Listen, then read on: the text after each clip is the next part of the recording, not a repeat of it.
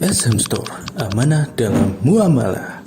Innal hamdalillah nahmaduhu wa nasta'inuhu wa nastaghfiruh wa na'udzu billahi min shururi anfusina wa sayyiati a'malina.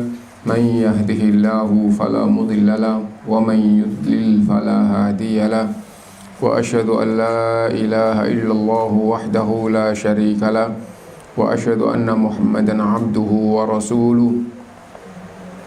Ya ayyuhalladzina amanu taqullaha haqqa tuqatih wa la tamutunna illa wa antum muslimun. Ya ayyuhan nasu taqu rabbakumul ladzi khalaqakum min nafsin wahidah wa khalaqa minha zawjaha wa batha minhuma rijalan katsiran wa nisaa'a. Wattaqullaha alladzi tasaaluna bihi wal arham innallaha kana 'alaikum raqiba. Ya ayyuhalladzina amanu taqullaha wa qulu qawlan sadida yuslih lakum a'malakum wa yaghfir lakum dhunubakum wa man yuti'illaha wa rasulahu faqad faza fawzan 'azima. Amma ba'du fa inna asdaqal hadithi kitabullah wa khairal hadyi hadyu Muhammadin sallallahu alaihi wasallam wa syarrul umuri muhdatsatuha wa kullu muhdatsatin bid'ah wa kullu bid'atin dhalalah wa kullu dhalalatin finnar. Bapak-bapak, ibu-ibu rahimakumullah, alhamdulillah kita bisa berkumpul kembali untuk melanjutkan kajian kita dari kitab Tauhid. Dan sekarang tadi sudah sampaikan, sekarang halaman 139, dan ini adalah bagian akhir dari bab asma dan sifat. Dalam bab nama-nama dan sifat-sifat Allah Subhanahu wa taala, dan ini bagian akhir. Bagian akhir ini pengaruhnya dalam bermuamalah dengan makhluk. Dengan makhluk maksudnya dengan sesama manusia, bahkan dengan makhluk-makhluk lain. Bahkan dengan makhluk-makhluk lain. Kita baca dulu, terus kita biasa tambahi sedikit-sedikit dengan penjelasan yang kadang-kadang bab yang lalu ada kaitannya, kadang-kadang ada yang tidak terangkat, tapi ada ayat, ada hadis yang berkaitan dengannya kita pahami. Pengaruh dalam bermuamalah dengan makhluk. Pengaruh di sini maksudnya pengaruh memahami tauhidul asma'i was sifat dengan benar. Nama-nama dan sifat-sifat Allah, memahami nama-nama dan sifat-sifat Allah dengan benar. Nah, pengaruhnya dalam bermuamalah orang yang faham kepada orang yang lain atau kepada makhluk-makhluk Allah. Jika seorang mengetahui bahwa Allah adalah Hakim yang Maha Adil, bahwa Allah adalah Hakim yang Maha Adil, nah, tidak menyukai kezaliman. Nah, jadi Allah SWT Maha Adil, dan sudah kita pelajari babnya, dan Allah tidak zalim dan tidak suka kezaliman. Wala yazlimu rabbuka ahada, dan Tuhanmu tidak zalim kepada siapapun, tidak suka kezaliman, di antara kandungannya tidak suka kecurangan, tidak suka dosa dan permusuhan. Allah tidak suka dosa dan permusuhan, karena itu melarang dosa dan permusuhan. Berbuat dosa itu adalah zalim, bermusuhan itu adalah kezaliman, dibalas dengan kezaliman, dan Dia Maha membalas dengan balasan yang sangat keras. Syadidul iqab, wa huwa syadidul iqab. Dan Allah itu maha keras siksanya, sudah kita fahami dalam bab-bab yang lalu. Kalau kita faham hal-hal seperti itu,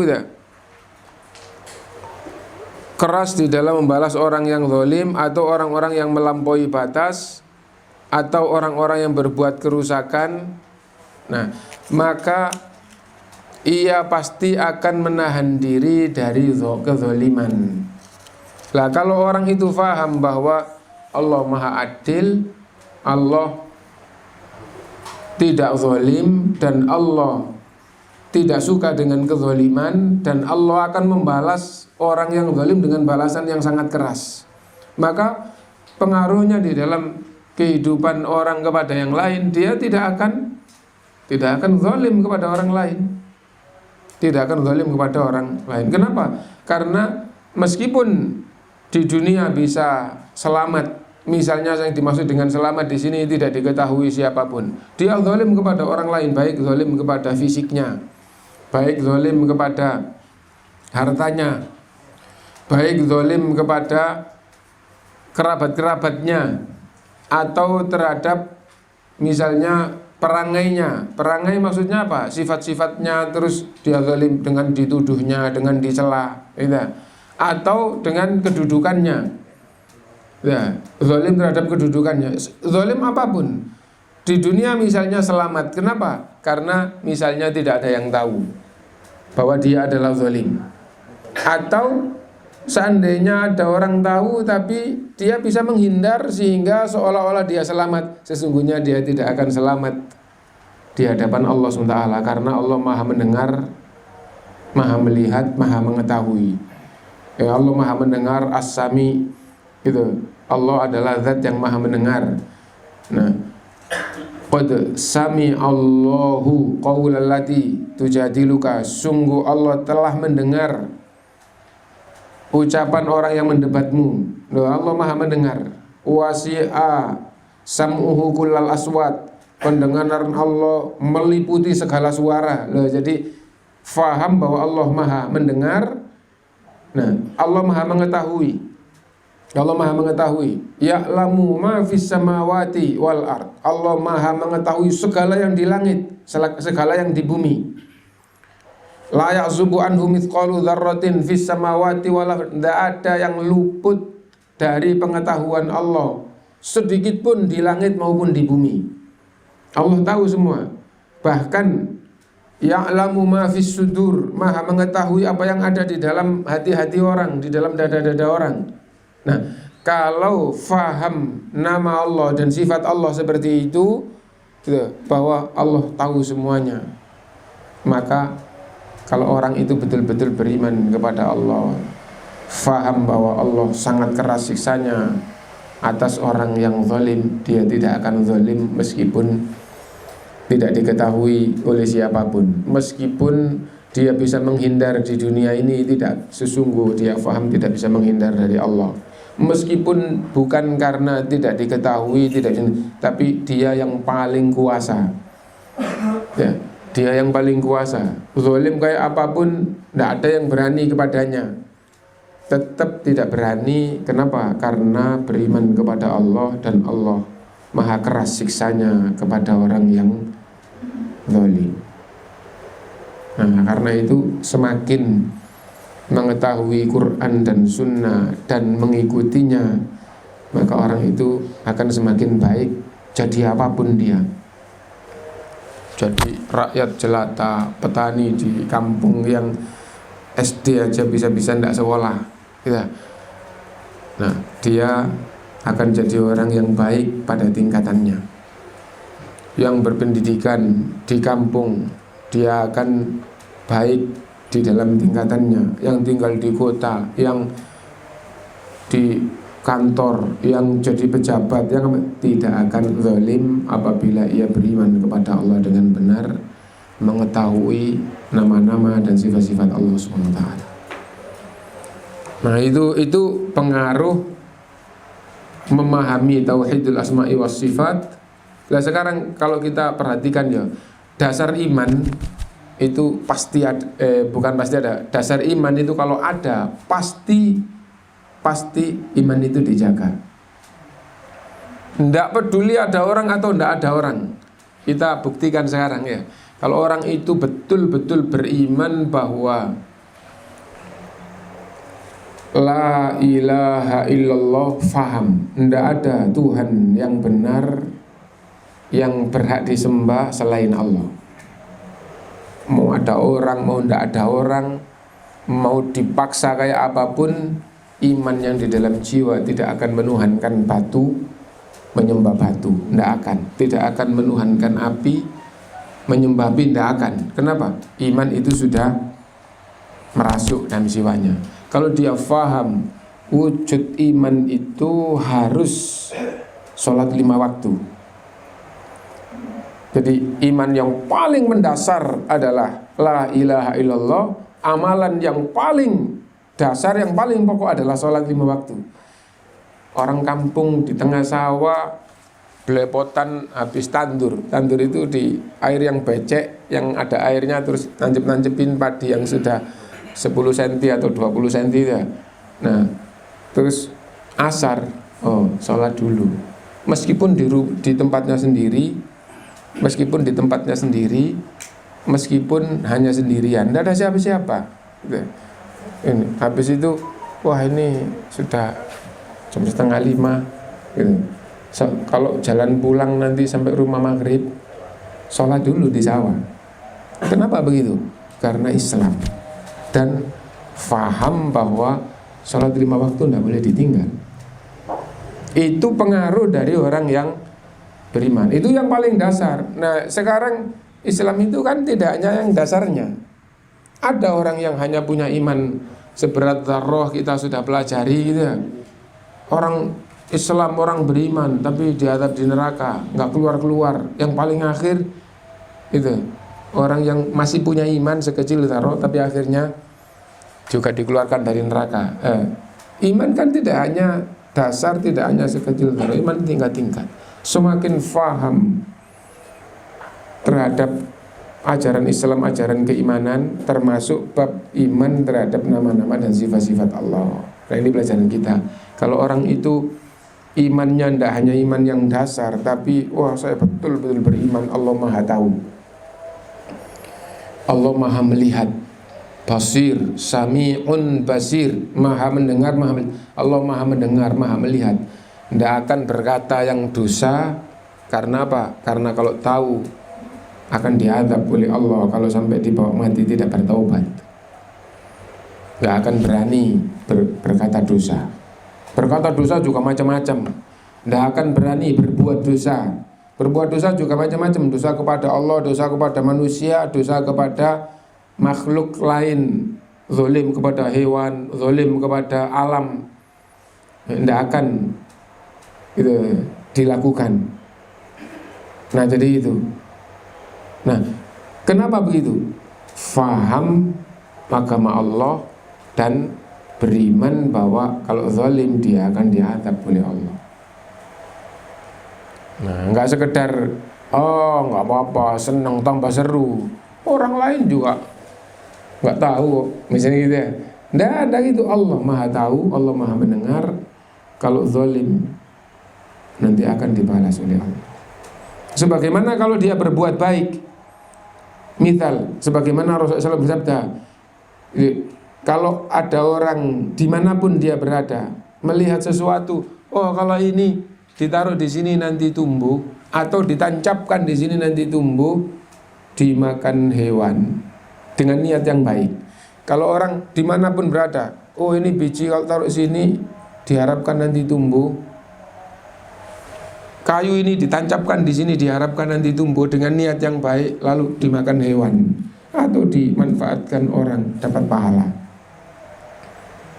Nah, maka dia pasti akan banyak berbuat baik meskipun tidak ada orang lain, tidak ada siapa-siapa. Kenapa?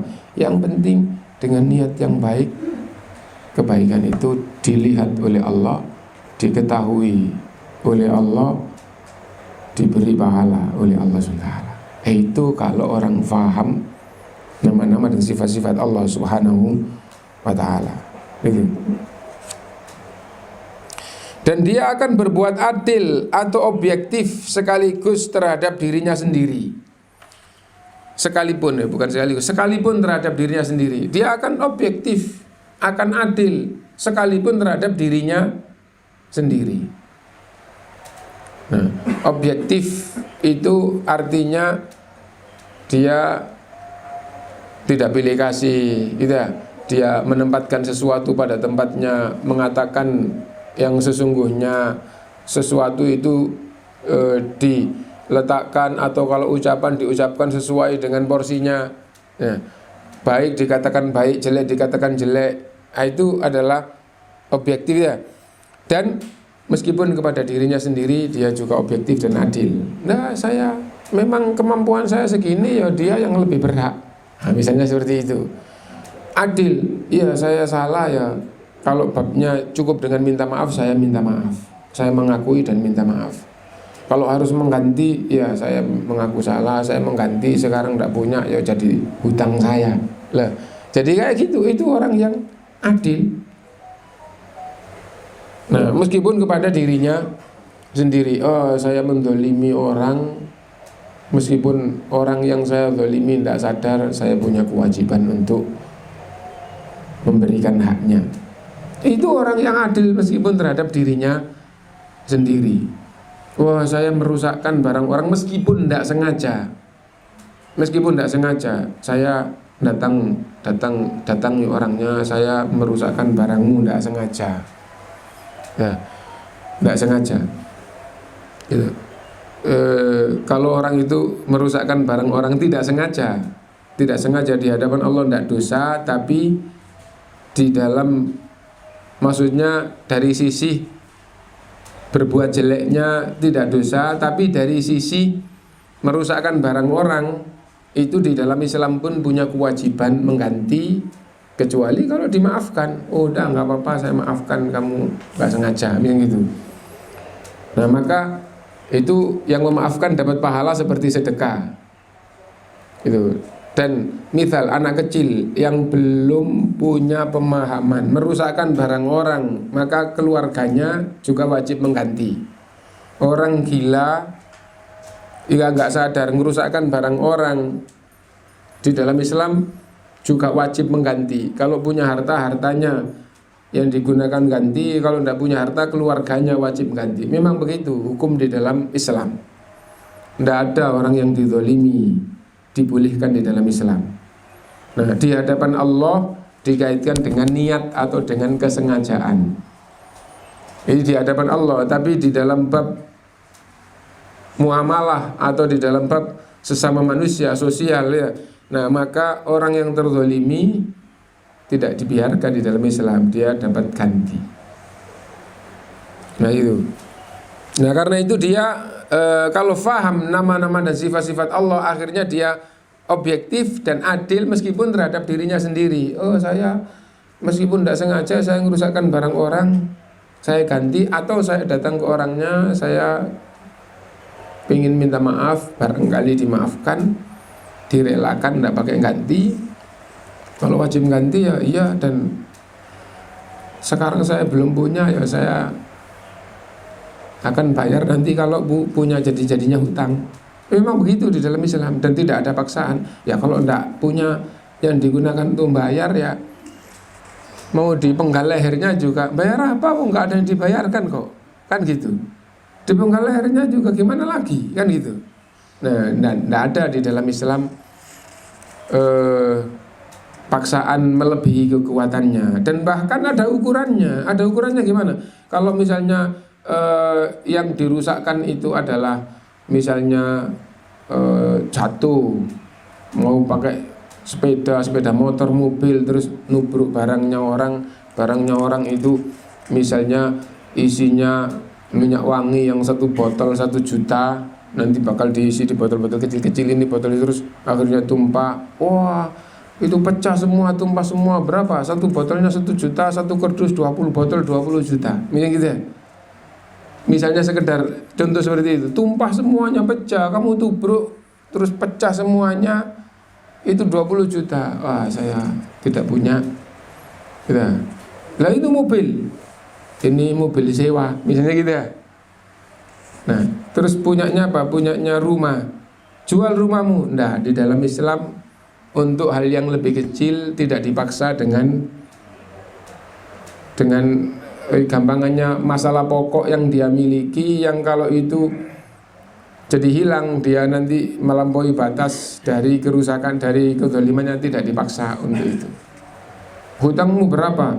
50 juta. punya rumahnya harganya misalnya 300 juta. Kamu harus jual rumahmu dan kamu bayar hutangmu. Nah, di dalam Islam itu kenapa? Kalau rumahnya nanti dijual terus dia tidak punya tempat, anaknya, istrinya tidak punya tempat, nah itu namanya beban yang melampaui batas. Nah itu, jadi intinya tadi itu kalau tidak punya ya wajib bayar. Lah kalau seandainya punya yang lain, misalnya begini, dia dagang itu, kalau dagangnya itu dikurangi masih tidak mengganggu jalannya, dia wajib mengambil sebagian dari yang didagangkan itu untuk bayar hutang. Loh, orang-orang tidak kayak gitu. Orang-orang ya ini diputar, ini kalau dipakai bayar lah nanti tidak bisa jalan. Itu zalim. Dan kalau orang, kenapa? Karena kalau misalnya dikurangi 10 juta tidak mengurangi atau tidak menjadi masalah di dalam usahanya, dalam kehidupannya, maka dia harus membayar. Ini Pak, ada 10 juta kekurangannya, bulan depan coba kita hitung lagi. Kalau ini dikurangi 20 juta, bisa nggak jadi dagang nanti saya, yang gitu. Nah jadi itu akan dilakukan, kenapa? Karena ia faham bahwa kalau zalim maka Allah yang akan membalas, dan balasan Allah itu lebih keras. Gitu. Balasan Allah sesungguhnya seimbang, tapi karena di akhirat di akhir tidak ada pilihan lain, akhirnya terasa lebih keras. Kalau di dunia diambil semua sampai nggak bisa dagang pun itu ringan dibandingkan di akhirat. Kenapa ringan? Karena hidup bisa dengan cara lain. Saya dirampas semuanya sehingga ruko saya habis, gitu. Sudah tidak punya apa-apa. Terus makannya gimana Pak sekarang? Istri, anak makannya gimana? Ya akhirnya saya jadi kuli, masih bisa. Tapi kalau di akhirat sudah tidak bisa. Kebaikanmu habis, ya udah kamu di neraka, gitu. Karena itu bahasa di akhirat itu lebih keras, itu sesungguhnya seimbang dengan dosanya, tapi karena sudah tidak ada jalan lain. Mau nggak mau ya dia. Kalau di dunia ini kebakaran di dalam rumah bisa lari keluar. Kalau di akhirat sudah tidak bisa. Nah jadi kayak gitu. Kalau di kebakaran di dunia ini di dalam rumah tidak bisa keluar, 5 menit pingsan terus mati. Di akhirat la yamutu fiha yaslan narul kubra thumma la yamutu fiha, masuk api yang sangat besar dan tidak bisa mati. Nah bukan karena hukumannya lebih keras daripada dosanya, tapi karena tidak ada pilihan lain dan terus merasakannya. Nah karena seperti itu akhirnya di dunia ini tidak akan berani zalim, gitu. Meskipun itu terhadap dirinya sendiri, juga dalam bergaul dengan teman-temannya pasti dengan akhlak yang baik, gitu. Nah karena itu Allah SWT memerintahkan agar selalu berbuat baik, gitu. Allah memperkenalkan dirinya dengan menyebutkan nama-namanya dan dengan menyebutkan sifat-sifatnya, gitu, supaya manusia itu faham seperti ini. Allah di dalam bab kebaikan, Allah Maha Pengasih, Maha Penyayang, Allah Maha Pengampun, tapi hamba itu diperintah untuk melakukan sebab untuk mendapatkan kasih sayang Allah SWT. Diperintah melakukan sebab untuk mendapatkan ampunan Allah Subhanahu wa ta'ala. Akhirnya itu beristighfar, akhirnya melakukan hal-hal yang kalau kayak gini nanti dikasih sayangi Allah. Rahman Rahim, Allah Maha Pengasih, Maha Penyayang. Nah, banyak bab yang harus betul-betul diupayakan supaya mendapatkan kasih sayang Allah Subhanahu wa ta'ala, gitu. Dan di antara bentuk kasih sayang Allah, kecintaan Allah, karunia Allah itu diberikan kepada orang yang baik kepada orang lain. Karena itu Allah SWT berfirman, wa ahsinu innallaha yuhibbul muhsinin. Wa ahsinu, dan berbuat baiklah kalian kepada sesama. Innallaha yuhibbul yuhibbul muhsinin, sungguh Allah SWT senang kepada orang-orang yang selalu berbuat baik. Nah, kalau disenangi oleh Allah gitu, maka dirahmati dan disayangi oleh Allah. Dirahmati, diberikan berbagai kebaikan dunia akhirat. Hatinya dijadikan hatinya tenang, tentram, ya, tidak galau, tidak susah, tidak sedih, tidak takut. Anggota badannya kalau disenangi oleh Allah akan diarahkan kepada yang baik-baik, sehingga akhirnya oh ini makan berbahaya, nggak dimakan. Kenapa? Itu berbahaya, nggak senang saya. Nah, jadi kayak gitu. Nah, diarahkan kepada yang baik. Oh, kalau kita ke sana nanti akhirnya jadi dapat kebaikan dunia, kebaikan akhirat. Akhirnya kecenderungannya itu kepada yang baik. Oh, nggak senang dengan begadang tanpa kebaikan, gitu. Oh, tidak dalam rangka kebaikan. Kenapa? Itu termasuk yang tidak baik. Akhirnya nggak begadang. Apalagi begadangnya untuk kejelekan. Kalau untuk kejelekan enggak pakai begadang, mau pagi hari, mau siang hari, ya kejelekan itu jelek. Ya. Nah, jadi kayak gitu. Intinya bahwa orang akan terus dijadikan oleh Allah kecenderungannya itu loh yang manfaat, itu loh yang madarat, dan faham akhirnya jiwanya selalu mengarahkan anggota badannya. Kita faham di antara nur yang apabila dipancarkan oleh Allah ke dalam jiwa, maka jiwa itu faham yang baik itu baik. Faham yang baik itu ia fahami baik. Yang pertama ini banyak orang yang nggak tahu kalau kebaikan itu baik, ya. Dan faham bahwa yang baik itu manfaat. Dua. Oh, itu baik dan itu manfaat. Yang ketiga, ia butuh manfaat itu. Itu kalau jiwa itu sudah terpancar nur, melihat masalah itu, oh ini baik. Nah, ya, kebaikan di hadapan Allah itu dia fahami baik, dan itu manfaat, dan manfaat itu ia butuhkan. Kalau kayak gitu, bagaimana? Dulu kita memahami, akhirnya jiwa itu terus cenderung kepadanya, mengarahkan mata untuk melihat kepadanya, telinga untuk mendengar kepadanya, anggota badan kedorong oleh jiwanya kepadanya, akhirnya terus dalam kebaikan. Kenapa? Karena dipancarkan nur oleh Allah SWT. Yang kedua, faham yang jelek itu, oh itu jelek. Banyak orang yang gak paham bahwa kejelekan itu adalah jelek. Misalnya tadi itu, banyak orang gak paham bahwa begadang di kartu, di depan rumah, dimanapun, ngapain? Ya seneng begadang aja loh, seneng begadang. Padahal ini di mata akal manusia itu belum tentu dosa loh. Tapi di dalam Islam itu tidak boleh, tidak baik, kecuali apabila ada kemaslahatan yang lebih besar. Apalagi yang jelas-jelas maksiat, yang jelas-jelas dosa, mendolimi orang, lebih parah lagi, ya. Faham bahwa yang jelek itu jelek, dan faham bahwa yang jelek itu madharat dirinya di dunia maupun di akhiratnya. Lah kalau jiwa ini sudah faham itu madharat, maka apa yang dilakukan oleh jiwa? Pasti akan menghindar, ya. Wah, itu madharat, dia menghindar. Nah, akhirnya kecenderungannya terus kepada yang baik, kecenderungannya jauh dari yang jelek. Kalau dia faham nama-nama dan sifat-sifat Allah, di antara pengaruhnya adalah itu. Karena itu, wa ahsinu innallaha yuhibbul muhsinin.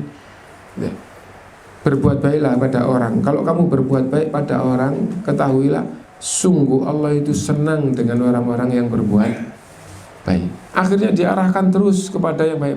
Masya Allah, orang itu hidupnya baik tok pada orang lain. Nah, dan yang kayak gitu itu senang, dan sarananya dijadikan oleh Allah ada terus. Kesehatannya, wah sehat terus.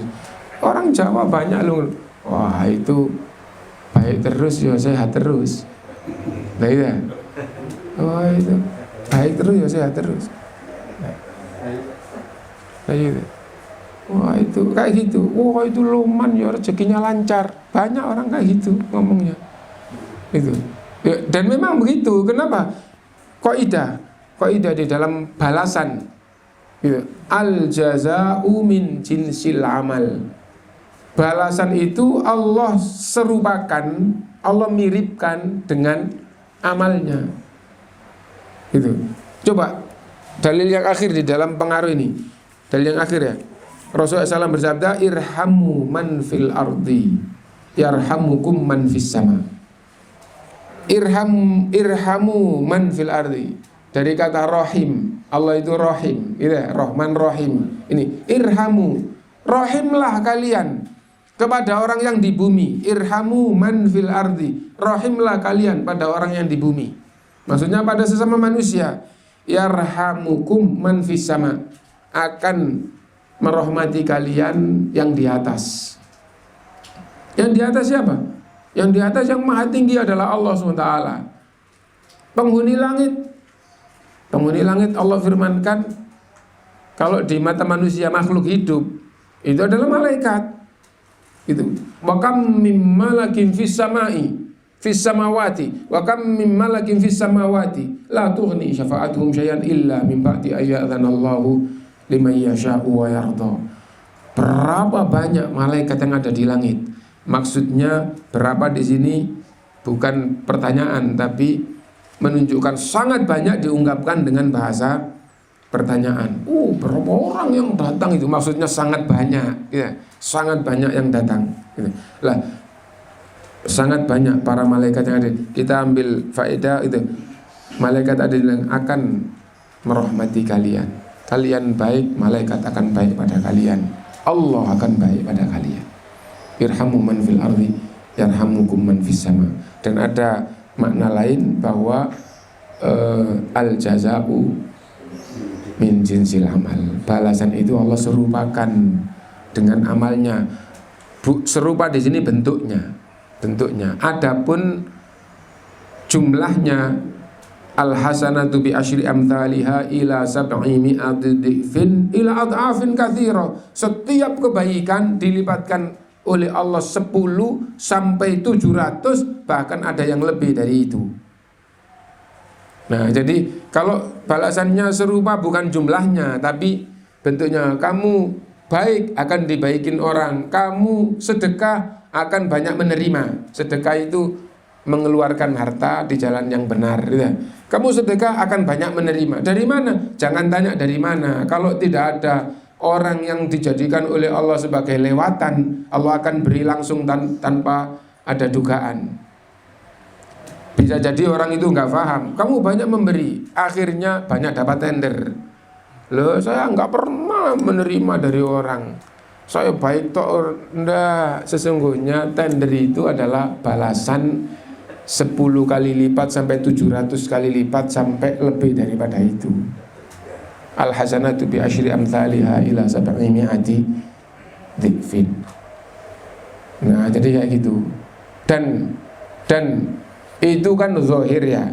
Dan maknawinya itu kebaikan. Adapun orang yang jelek dikasih zahirnya baik, sudah kita pahami juga. Kelihatannya masya Allah tender terus, hartanya banyak, tapi di dunia ini itu justru membebaninya. Wah, pikirannya habis untuk hartanya.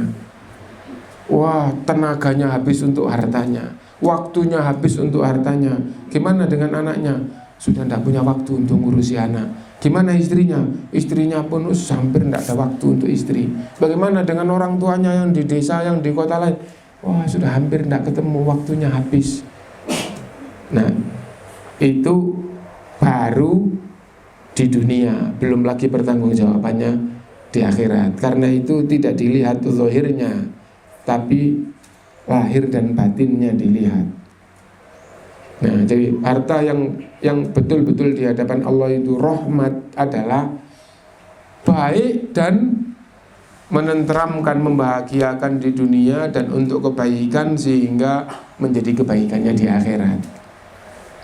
Adapun di akhirat tidak jadi kebaikan. Di dunia makannya tidak bertambah, rumah yang ditempati tidak bertambah. Rumahnya 10 Pak, iya, tapi tetap yang ditempati 1, gitu ya.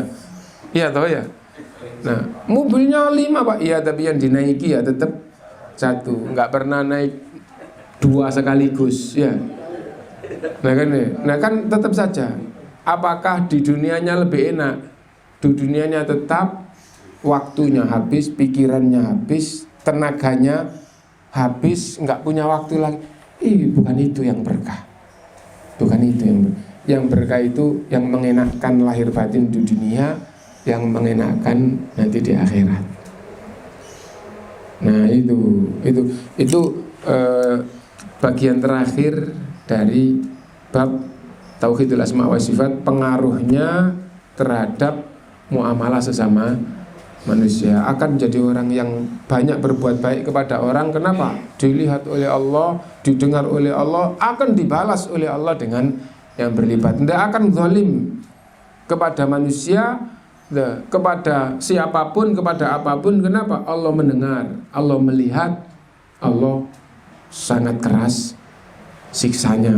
Globalnya adalah seperti itu. Sehingga semakin faham Tauhidul Asma'i was Sifat, nama-nama dan sifat-sifat Allah, orang itu pergaulannya sesama manusia pasti akan semakin baik. Mungkin ini yang bisa kita pahami, dan masih 1/4 jam untuk tanya jawab. Dan bab berikutnya sudah bab yang beda, bab al-wala wal bara. Ya. Nah. Nggih, monggo. Assalamualaikum warahmatullahi wabarakatuh. Waalaikumsalam warahmatullahi wabarakatuh. Ini ada 2 kata ya, Ustaz. Ada kata paham sama mengerti. Apakah 2 kata ini kalau pengertiannya sama atau gimana, Ustaz? Iya. Jadi faham mengerti itu maksudnya sama. Tidak faham tidak ngerti. Faham mengerti itu sama. Faham aslinya bahasa Arab. Aslinya bahasa Arab. Itu faham bahasa Indonesia yang saya ketahui, faham itu bahasa Al-Quran, ya. Bahasa Al-Quran, dan Al-Quran ini sudah 1400 tahun yang lalu lebih. Dan bahasa Arab sebelum Quran datang itu juga syair-syair itu pakai kata faham.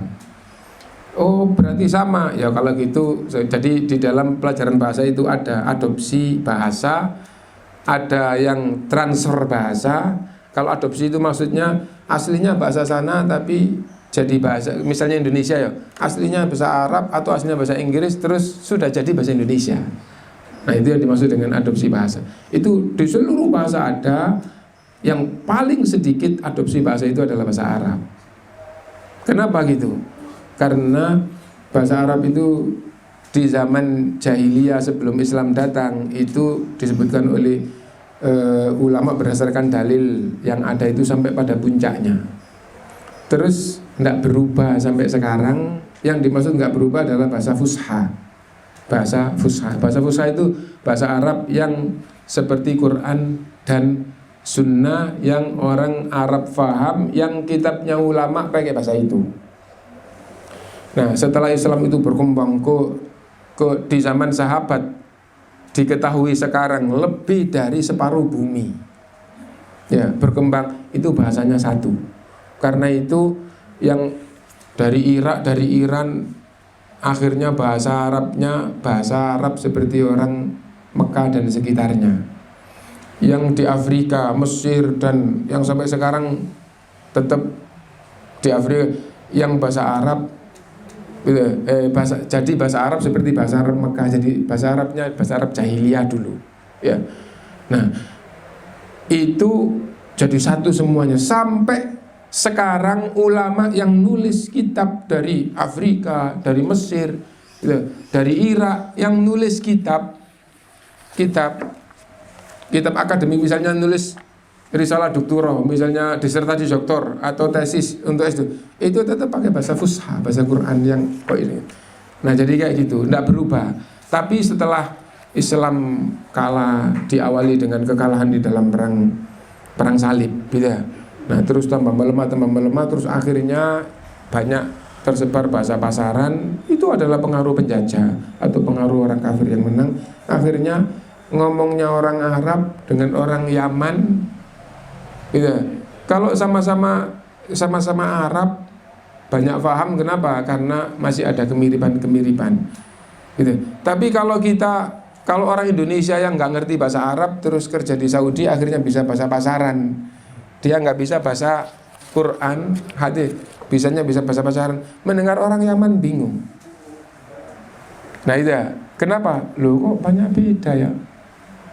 Nah jadi kayak gitu. Mendengar orang Mesir banyak bingung, mendengar orang Libya banyak bingung. Padahal kemiripannya sangat iya, tapi bahasa Arab kok kayak gitu ya. Kok? Nah itu sudah rusak dari aslinya. Tapi aslinya yang sampai sekarang, yang bahasa Fusha, nah itu asli dan hampir tidak mengadopsi dengan bahasa lain. Kenapa? Itu yang paling kuat, yang paling kuat. Nah sekarang, wallahu alam, kalau saya bahasa Indonesia banyak tahu gitu. Nah kalau bahasa itu bahasa benda atau bahasa kata yang tidak bisa diarabkan, ya nanti otomatis itu diadopsi.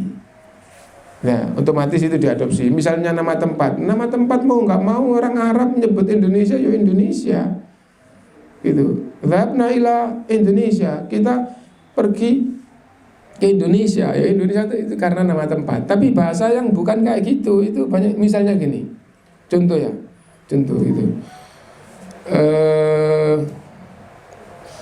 haji, bahasa Indonesianya apa? Haji, tetap ya, kan jadi bahasa Indonesia ya. Saya pergi haji, padahal haji itu bahasa Arab. Al-hajju asyhurum ma'lumat, Al-Quran gitu ya. Artinya apa? Haji, ziarah. Lah kenapa kok nggak pakai ziarah saja? Ya, kita ziarah ke Baitullah, kita haji. Loh, haji ziarah, ziarah sendiri, ziarah bahasa Indonesianya apa? Kunjung. Ziarah kunjung ya. Iya betul, ziarah itu kunjung. Ziarah tapi jadi bahasa Indonesia. Ya. Lah, ziarah itu lebih umum, kunjung segala macam itu ziarah. Kunjung segala macam. Mau kunjung ke tempat maksiat, mau kunjung keluarga, mau kunjung itu ziarah. Ya.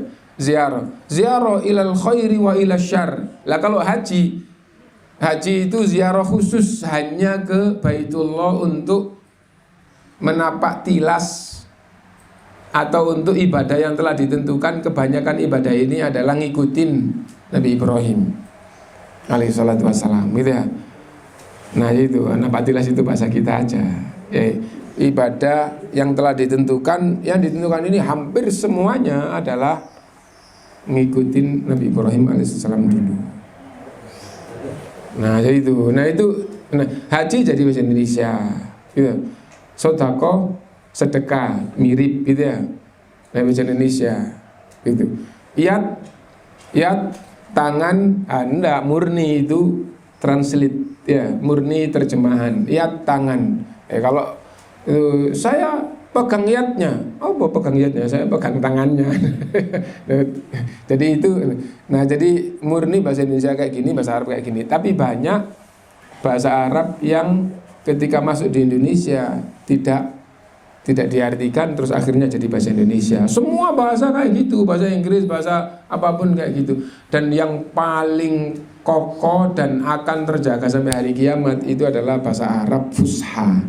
Bahasa Arab Fusha itu bahasa Arab asli yang orang jahiliyah, yang akhirnya Rasul diutus di tengah-tengah mereka, terus Allah menurunkan Quran. Nah itu yang dijaga oleh Allah sampai hari kiamat. Ada tokoh dari Surabaya, persisnya mungkin sudah masuk ke wilayah Sidoarjo, namanya Bayi Arifin, sudah meninggal ya. Katanya dulu dai-nya di angkatan laut ya, dari angkatan laut, dia termasuk angkatan laut tapi dai-nya. Nah dulu waktu beliau masih hidup ya, terus ada undangan ke Gresik, terus dia cerita ya, bahwa dia sampai ke Gresik, ke Inggris ya, terus ke negara-negara sekitarnya atau ke Amerika. Nah pas di Inggris itu masuk di museum perpustakaan ya, museum perpustakaan ya. Habis itu terus ada buku bahasa Inggris yang judulnya itu dia masih paham, baca mukadimahnya itu sudah hampir tidak paham, padahal dia pintar bahasa Inggris. Terus habis itu sama penjaganya, sedikit-sedikit tok pahamnya. Loh ini kan bahasa sini asli. Iya, tapi ini bahasa sekian ratus tahun yang lalu. Ya, sekian ratus tahun yang lalu. Di masa-masa Inggris menjajah Amerika, gitu ya. Tahunnya ada, gitu ya. Nah jadi itu. Nah bahasa Inggris sekarang bukan kayak gitu. Nah bahasa Inggris sekarang bukan. Nah Al-Quran itu 1400 tahun yang lalu tidak berubah sampai sekarang. Anda belajar bahasa Arab dan diawali hadza, ini, hadza kitabun, ini kitab, hadza baitun nur. Nanti kalau sudah yang kayak gitu lancar, kalimat itu yang ada dalam Al-Quran artinya sama. Hadza ini, dzalika itu, dzalikal kitabu la raiba fihi hudal, artinya sama dengan anak-anak diajarin bahasa, tidak berubah sampai sekarang. Nah, adapun susunannya dan kandungan maknanya, Al-Quran tidak bisa ditandingi oleh manusia. Itu gampangnya itu pemahaman orang, ketinggian sastranya dan maknanya itu tidak bisa diikuti oleh manusia. Orang Arab membaca gini langsung faham, kamu buat tahu ungkapan kayak gini, tidak mampu. Buat itu ungkapan biasa. Musailamah al-Kadzab yang mengaku jadi nabi setelah Rasulullah meninggal di zaman sahabat, ya. Punya keponakannya ini dekat dengan sahabat, bahkan masuk sahabat, gitu, sahabat akhir sahabat. Nah, Musailamah al-Kadzab mengaku dapat wahyu, saya dapat wahyu dari Allah, gitu. Coba dengarkan wahyu yang saya dapatkan. Akhirnya dia mengucapkan yang dianggap itu wahyu dari Allah. Setelah dia bacakan, yang pertama masalahnya kelinci, yang kedua masalahnya gajah, yang gitu, mensifati gajah, tapi dengan bahasanya, gitu. Bagaimana pendapatmu dengan wahyu yang aku dapatkan? Apa jawab keponakannya? Arab ya. Keponakannya, wallahi, sungguh kamu tahu bahwa saya berpemahaman ini bukan dari Allah. Bahasanya kayak gitu. Ponakannya jawab kepada pamannya yang aku jadi nabi, wallahi, demi Allah, sungguh kamu tahu bahwa saya punya pemahaman ini bukan dari Allah. Kenapa? Sama-sama orang Arab, bahasa Allah ndak kayak gini. Ini bahasa orang biasa. Ya. Coba surat Al-Fil itu li'ila fi alam taro kaifa fa'ala rabbuka bi ashabil fil alam yaj'al kaidahum fi tadlil wa arsala alaihim tayran ababil tarmihim bi hijaratin min sijil faj'alahum ka'asfim ma'kul. Dari susunannya orang Arab, wah, susunannya sangat bagus, padatnya luar biasa, maknanya wah, nggak bisa orang buat kayak gitu. Nah jadi itu, karena itu Allah nantang, kalau kalian nggak percaya bahwa Quran ini dari Allah, itu ada 3 ayat. Awalnya adalah tuduhan orang-orang Quraisy, orang sekitar Rasul, kabilah Rasul juga orang Quraisy gitu. Nah ini bukan dari Allah, ini dari Muhammad sendiri. Bukankah dia ummi? Ummi itu tidak bisa baca, tidak bisa nulis. Lah kalau yang ummi saja bisa kayak gini, kalau gitu buatlah. Kalau ini bahasa manusia, dia ini orang yang gampangnya di dalam berbahasa, aslinya harusnya rendah kalau bukan dari Allah, kan itu ya. Kenapa? Dia nggak bisa baca, nggak bisa nulis kok. Kan berarti kan rendahan harusnya. Ya. Buatkan 1 surat saja, yang pendek. Nggak mampu. Sebelum itu ditantang 10 surat. Kalau kalian tidak percaya bahwa ini, nah jadi yang sebelum 1 surat yang pendek itu, nah, oh ini dia bukan dari Allah, ini dari yang ia pelajari waktu melancong dulu mudahnya kan dagang ke Yaman, ke Syam kan gitu, sebelum menikah gitu. Sampai setelah menikah, sebelum umur 40 kan masih biasa kayak gitu melancong bawa dagangnya orang-orang Arab. Ini dari sana. Seandainya dari mereka bahasanya bukan bahasa Arab dan Quran ini bahasa Arab, kalian paham. Ya. Dan seandainya ini dari mereka gitu, diterjemahkan, maka mereka itu menyembah berhala, mereka peradabannya kayak gini. Kalian paham bahwa peradaban mereka sebagaimana Muhammad pergi ke sana, kalian juga pergi ke sana. Kalau kalian tidak percaya ini dari Allah, datangkan 10 surat, silahkan kamu menerjemahkan dari manapun. Bahkan seluruh manusia dari awal sampai akhir, tambah seluruh jin dari awal sampai akhir, silahkan datangkan 10 surat. Kalau kalian tidak mampu, kenapa? Ini bukan dari manusia gitu. Nah bahkan itu sebelum yang tantangan 10 surat, orang-orang kafir mengatakan, nah ini bukan dari Allah, ini dari dia sendiri. Disuruh datangkan langsung yang semisal dengan Quran, mereka juga tidak mampu. Jadi ini bukan itu bahasa Arab, tapi bukan bahasa manusia. Quran itu adalah dari Allah SWT. Nah jadi itu tentang bahasa. Kembali bahwa makna faham dan ngerti tadi ya, faham dan ngerti itu maksudnya sama gitu. Bahkan al-ilmu al-fahmu, bahasa Arab al-ilmu artinya adalah al-fahmu. Ya, pertanyaan satu lagi, waktunya sudah habis harusnya, tapi nggak apa-apa, pertanyaan satu lagi, monggo.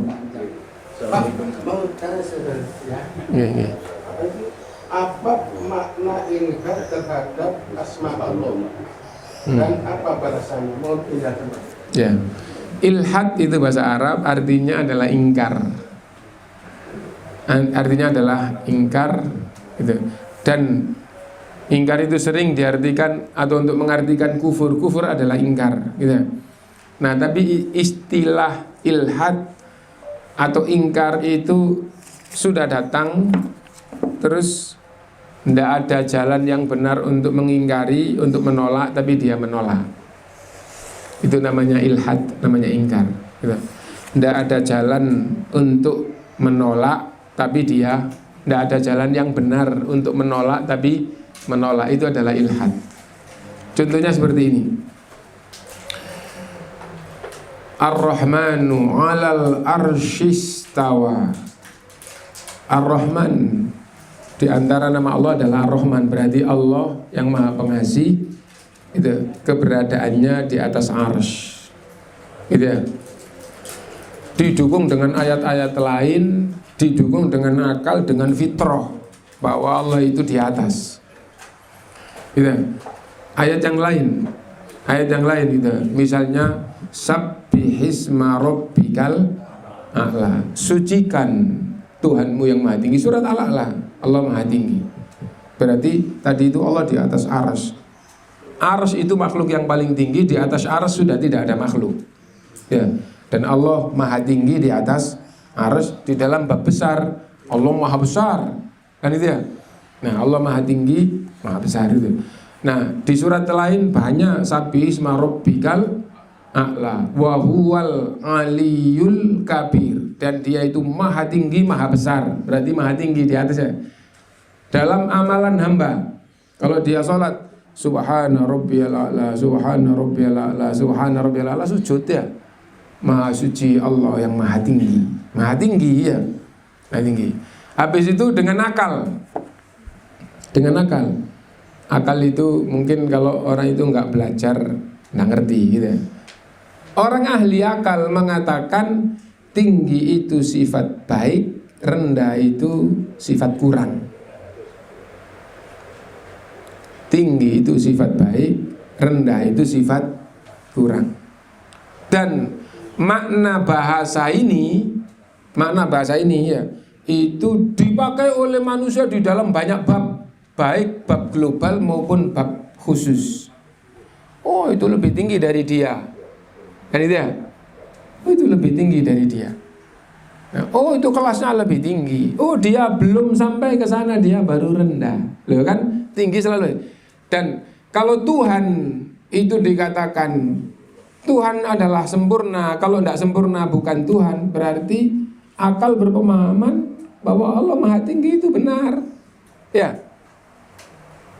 Nah jadi itu kenapa? Karena tinggi itu sifat baik, rendah itu sifat kurang. Lah kalau Allah dikatakan di bawah, berarti mensifati Allah dengan sifat kurang. Dan Allah berfirman Allah maha tinggi, berarti akal sesuai dengan ayat. Ya kan gitu ya. Fitrah itu apa? Fitrah itu yang nggak pakai berpikir, tapi otomatis suara jiwa itu ada. Ya, sehingga fitrah itu tidak dibedakan fitrahnya orang rendahan dengan orang tinggi akal. Orang rendahan ya orang yang nggak sekolah. Orang tinggi akal di zaman sekarang kalau akademik ya profesor. Ya, guru besar profesor itu akalnya yang paling tinggi.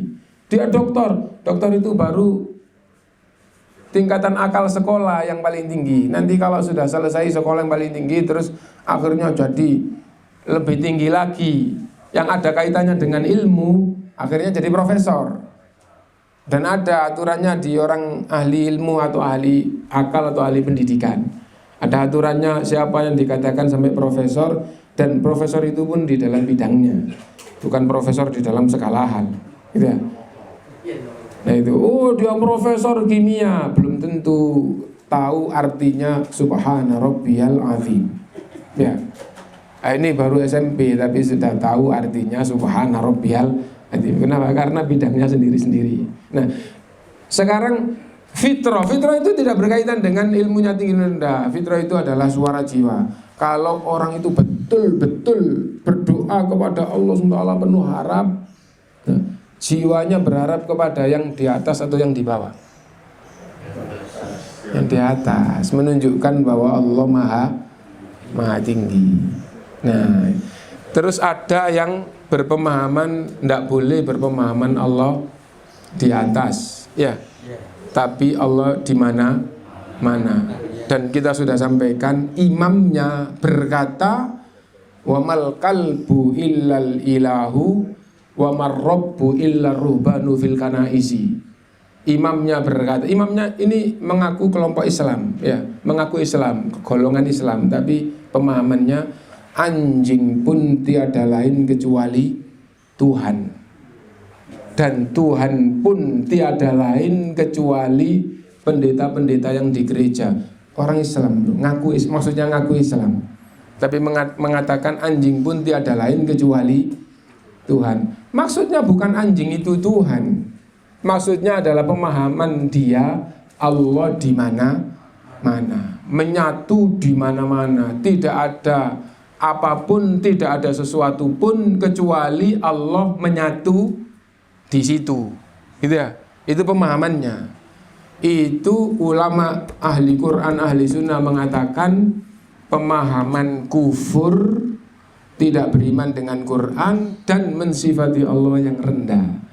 Buktinya imamnya mengatakan anjing pun tiada lain kecuali Tuhan.